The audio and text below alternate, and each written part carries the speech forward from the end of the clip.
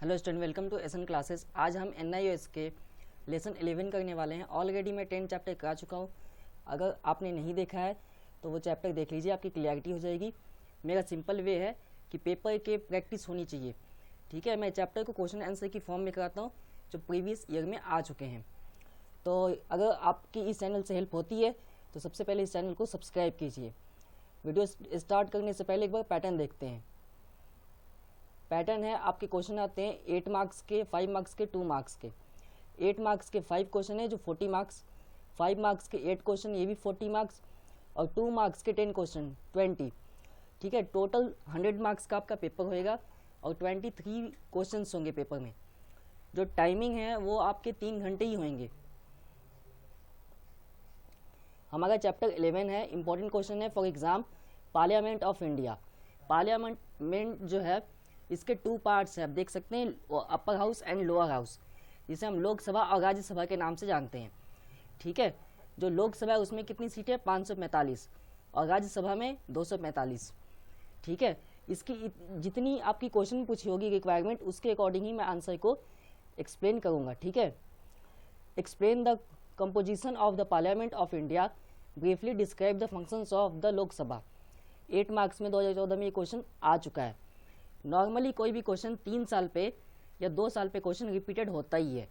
अब रिपीटेड का कोई फिक्स नहीं है कि अक्टूबर में रिपीटेड होएगा कि अप्रैल में होएगा, लेकिन रिपीटेड कंफर्म होते हैं 2 साल पे या 3 साल पे, लेकिन लगातार क्वेश्चन नहीं आते। सिर्फ आपके कॉन्स्टिट्यूशन से जो क्वेश्चन है वो लगातार है, और इमरजेंसी वाले उसमें रिपीटेड होते ही होते हैं, पर इस चैप्टर से कम रिपीटेड है। तो सबसे पहले हमसे पूछा गया एक्सप्लेन ऑफ पार्लियामेंट। तो यहाँ पे हमने 3 से 4 लाइन में इंट्रो दी है कि जो पार्लियामेंट का स्ट्रक्चर है वो डिफरेंट वे के अकॉर्डिंग है। डिफरेंट वे किस तरह है, क्योंकि लोकसभा में 545 सीट है और राज्यसभा में 245, ठीक है। एक की टाइमिंग है 5 ईयर्स की, कि 5 ईयर्स तक लोकसभा चलता है और राज्यसभा 6 ईयर तक का, ठीक है। प्लस दोनों के इलेक्शन वे अलग अलग हैं, ठीक है। इसी तरीके से यही मैंने स्टार्टिंग में भी आपको समझाया इंट्रो में। अब देखते हैं जो मेन क्वेश्चन हमसे पूछा गया था। क्वेश्चन पूछा गया था कि जो पार्लियामेंट की लोकसभा उसके फंक्शंस बताने स्पेशली। तो फंक्शंस में हमने सबसे पहले ले लिए हैं कि सबसे पहला काम होता है कि उसके स्पीकर को डिसिप्लिन मैनर करना है, क्योंकि लोकसभा में बहुत ज़्यादा मेंबर है तो इनडिसिप्लिन तो बहुत ज़्यादा क्रिएट होता है, तो डिसिप्लिन बनाना है सबसे पहला काम। दूसरा है कि सभी को बोलने का मौका देना है, किसको, वहाँ पे जो MP होते हैं, ठीक है। तीसरी इंपॉर्टेंट बात यहाँ पे है कि अगर कोई स्पीकर की बात नहीं मानता, परमिशंस नहीं मानता, तो उसकी बात ही नोट नहीं होएगी। सीधा ये स्पीकर के पास पावर होती है कि उसकी बात नहीं सुनी जाएगी, डायरेक्ट रिजेक्टेड होती है उसकी बात, ठीक है, रिकॉर्ड ही नहीं होएगा। अब उसके बाद बात करते हैं कि लोकसभा के मेन फीचर्स क्या हैं। एक बार यहाँ देख लेते हैं। सबसे पहला है कि लोकसभा में इलेक्शन होता है, डायरेक्ट पार्टिसिपेट होता है, ठीक है। लोकसभा में जो जीतते हैं, ठीक है, उसी के द्वारा जो है आपका पार्लियामेंट में होते हैं, ठीक है। 545 सीटें होती हैं, 20 सीटें आपके आते हैं यूटी से। यूटी के जगह सेंट्रल एडमिनिस्ट्रेटेड एरिया लिखा है मैंने, लेकिन यूटी आपको लिखना है। यूनियन टेरिटरी के लिए 20 सीटें रिजर्व्ड होती है, उसमें आपको एंग्लो इंडियन भी इन्वॉल्व है।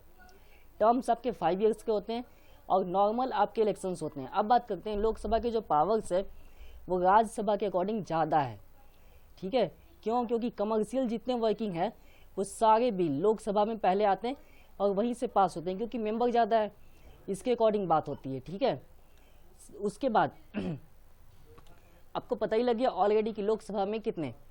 अब एक बार फिर से क्वेश्चन को एनालाइज कर देते हैं। क्वेश्चन लॉन्ग था, क्वेश्चन था 2014 में आया हुआ था आपका, 8 मार्क्स में क्वेश्चन आया। आपको लिखना क्या है, सबसे पहले एक्सप्लेन करना है कंपोजिशन, देन आपको फंक्शंस बताने हैं। फंक्शंस में मैंने 8 नहीं बताए, सिर्फ 4 पॉइंट में किए, बाकी जो है यहाँ पे ऊपर भी ये सारे फंक्शंस ही हैं, इनकी नंबरिंग मैंने नहीं की है, ठीक है। तो आप देख सकते हैं इनकी नंबरिंग भी आपको करना है। अब बात करते हैं, ये सेकंड क्वेश्चन है जो हमारा, what is money bill, how is it passed in the parliament. 8 marks में ये क्वेश्चन है, ठीक है। मनी बिल क्या होता है और ये पार्लियामेंट में पास कैसे होता है, सिंपल से आपको पूछा गया 2 क्वेश्चन।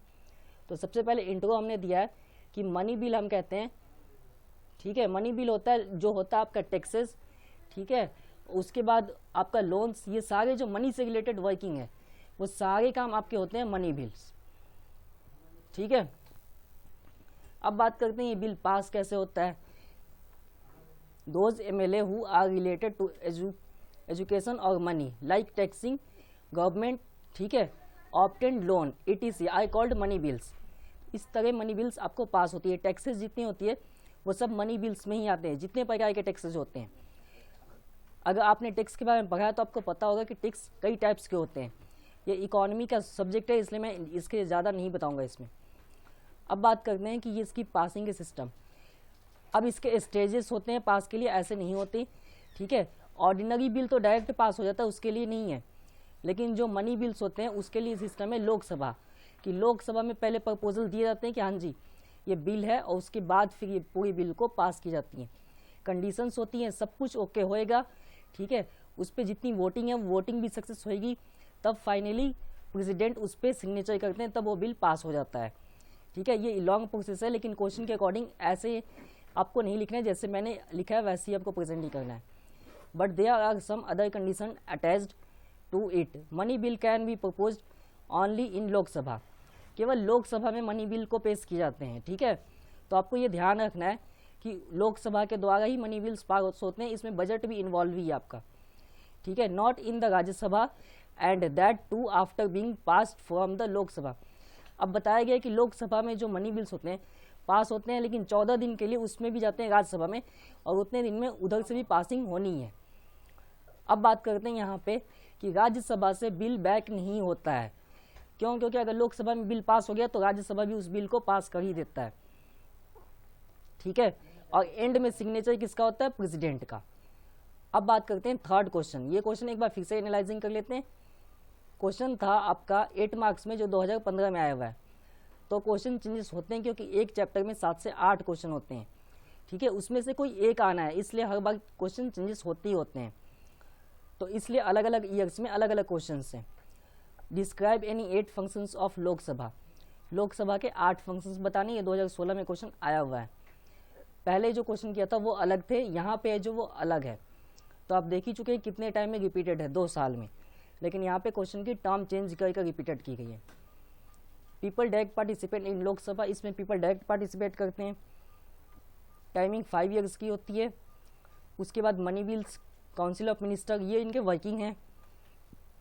फिर देखते हैं इनका सब्जेक्ट क्या है कि जो लोकसभा के पास राज्यसभा जैसी अथॉरिटीज़ नहीं होती, और स्पेशली जो स्टेट लिस्ट होती है उस पर लोकसभा कोई बात नहीं करता, क्योंकि उसकी पावर राज्यसभा के पास होती है स्टेट लिस्ट की।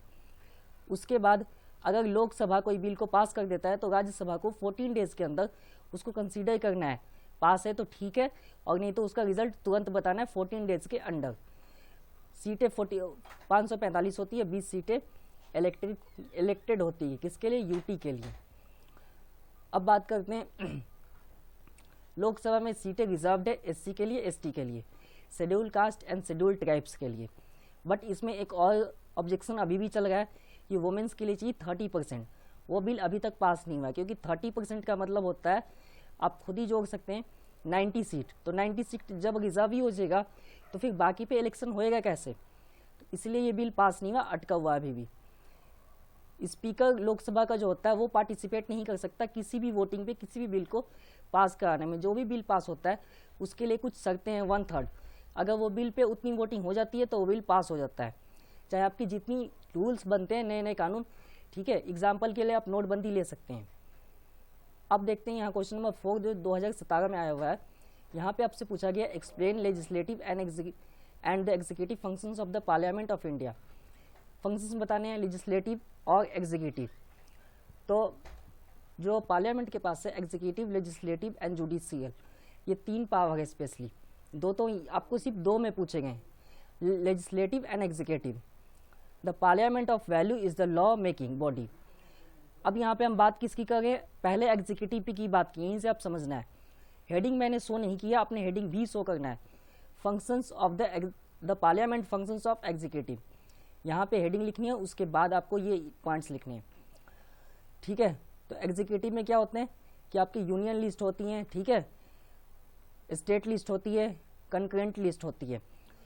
अब यूनियन लिस्ट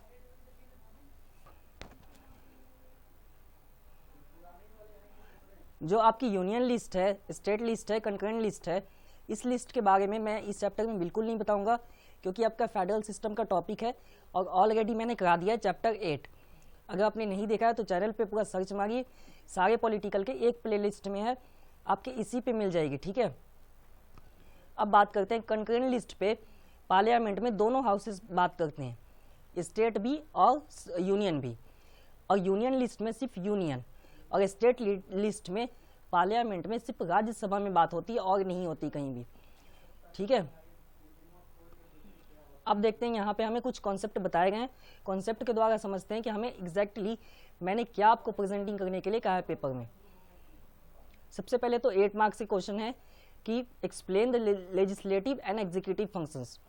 तो फंक्शंस की मैंने पॉइंटिंग नहीं की है, क्योंकि हमसे स्पेसिफिक नहीं पूछा गया कितने कितने पॉइंट, तो हमने डायरेक्ट पहले में किए हैं, लेकिन आपको समझना है ये सारे स्टार्टिंग के एग्जीक्यूटिव है, बाद में लेजिस्लेटिव मैंने बताया, ठीक है। एंड अब यहाँ पे देखिए, if there is an end in the law made both them. अब बताया जाएगा इसमें जो लॉ होते हैं उसमें कई बार ऐसा होता है कि पार्लियामेंट के दोनों हाउसेस इन्वॉल्व होते हैं और कई बार सिर्फ लोकसभा के द्वारा ही वो पास हो जाते हैं।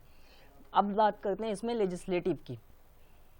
लेजिस्लेटिव पावर है, इसमें स्पेशली बोला गया है कि जो एमपीज होते हैं वो क्वेश्चंस करते हैं, ठीक है, उनके सब्जेक्ट होते हैं, मैटर्स होते हैं। तो जो पार्लियामेंट का फर्स्ट आवर होता है वो स्पेशली क्वेश्चन के लिए होता है, सिर्फ क्वेश्चन। उसके बाद जो क्वेश्चंस पूछे गए हैं उन्हीं के आंसर्स मिनिस्टर देंगे।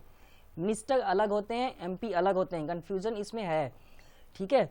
इस पे मैंने इसके पहले कुछ चैप्टर्स बताया, उसमें थोड़ा बताया, अगर आगे आता है तो मैं वहाँ एक्सप्लेन आपको कर दूंगा। जो मिनिस्टर्स हैं वो तकरीबन आपके जो पार्टी जीतती है उसके कुछ परसेंटेज के द्वारा बनाए जाते हैं, और एमपीज के सारे आंसर्स मिनिस्टर देते हैं। कहाँ? लोकसभा में, पार्लियामेंट में। अब बात करते हैं, अगर जो मेंबर्स है वो सेटिस्फाइड नहीं होते आंसर से तो गवर्नमेंट से डिमांड कर सकते हैं कि हम डिस्कस करना चाहते हैं इस आंसर पे, तो डिस्कशन भी होता है फिर, ठीक है। पार्लियामेंट को ड्यूटी है कि वो जो है मेंटेन करे कंट्रोल की, एग्जीक्यूटिव, ठीक है, इन सबको कंट्रोलिंग करने की ड्यूटी होती है स्पेशली। उसके बाद जो बजट होता है, बजट का rejected, accepted, money bill pass, ये सब की काम होती है पार्लियामेंट की, इन और काउंसिल ऑफ मिनिस्टर इन सबको हैंडल करते हैं स्पेशली। अब बात करते हैं क्वेश्चन नंबर 5, और ये लास्ट क्वेश्चन है। ये क्वेश्चन 2 बार रिपीटेड है, एक बार 2 मार्क्स में, एक बार 8 मार्क्स में। 8 आपको पूछे गए, 8 मैं मार्क्स के अकॉर्डिंग करा रहा हूँ, 2 मार्क्स के अकॉर्डिंग नहीं, जो 2017 में है। Describe any 8 functions of parliament, describe any 2 functions of parliament. एक बार फिर से क्वेश्चन देखते हैं ध्यान से, describe any 8 functions of parliament. यहाँ पे पार्लियामेंट के फंक्शंस पूछे गए, तो आप नॉर्मली दोनों के बता दीजिए, लोकसभा और राज्यसभा के 4 तो भी मार्क्स मिल जाएंगे, और जैसे मैंने प्रेजेंटिंग किया ऐसे भी प्रेजेंटिंग कर सकते हैं, तो आपके ऊपर डिपेंडिंग है आप कैसे बताते हैं।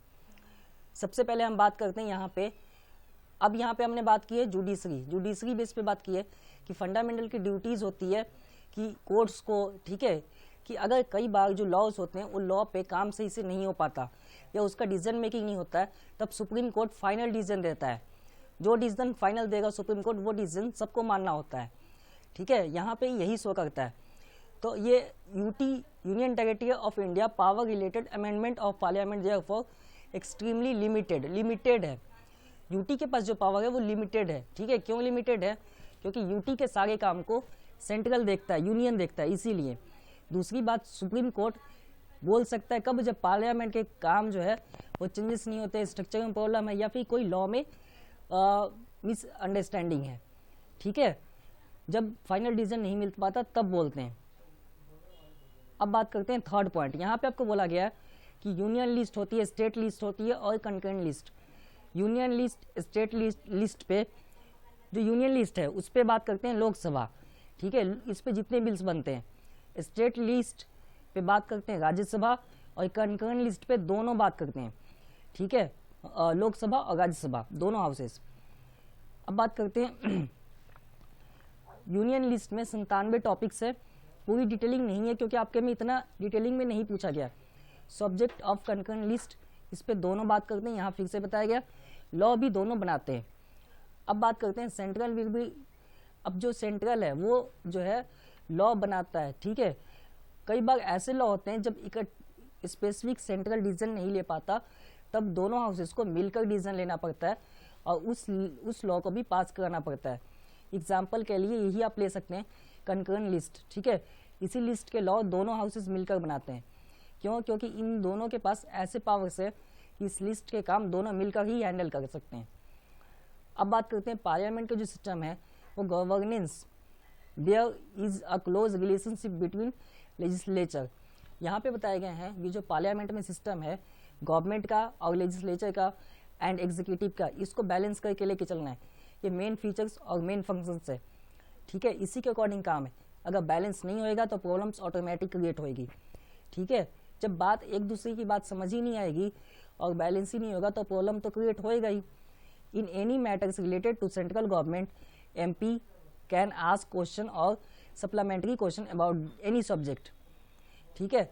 कि जो गवर्नमेंट है वो किसी भी MP से पूछ सकती है किसी प्रकार के क्वेश्चन कि अगर आपने जो बिल पास किए या बिल अप्लाई की है वो किस आधार पर किए हैं, ठीक है, क्या रीज़न है, इन सब पे क्वेश्चन ऑटोमेटिक पूछे जा सकते हैं। क्योंकि लोकसभा में जितने काम होते हैं वो बहुत बड़े लेवल पे होते हैं, स्पेशली लॉ बेस पे कि लॉ बना हुआ है। अगर लॉ इम्प्लीमेंट नहीं है तो उस पर बात होती है कि लॉ बन गया इम्प्लीमेंट नहीं है, ठीक है। एग्जाम्पल के लिए सबसे बड़ा है कि लॉ तो बन गया नोटबंदी, लेकिन वो इम्प्लीमेंट वैसे नहीं हुआ जैसे होना चाहिए, जैसी बोली गई थी, ठीक है। तो उस पर आज भी ऑब्जेक्शन होते ही हैं अगर इकोनॉमी बेस पर बात होती है। तो अब बोलते हैं कि क्वेश्चन जो होता है पार्लियामेंट का फर्स्ट आवर क्वेश्चन पूछने का होता है और मिनिस्टर उसके आंसर देते हैं।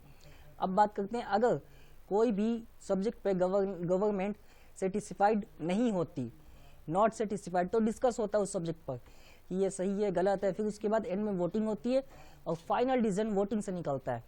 Parliament maintain control over the executive through the सर्वल resolution. Parliament की ड्यूटी ये कि एग्जीक्यूटिव कंट्रोल रखे और जो सिस्टम है उसको मेंटेन करे, ठीक है। यही बताया गया लॉ की, एग्जीक्यूटिव की, लेजिस्लेटिव की, इन सब की ड्यूटी किसकी बनती है? पार्लियामेंट की, कि वो इन सबको मैनेज करके रखे। ऑलरेडी चैप्टर कंप्लीट है, वीडियो कंप्लीट है।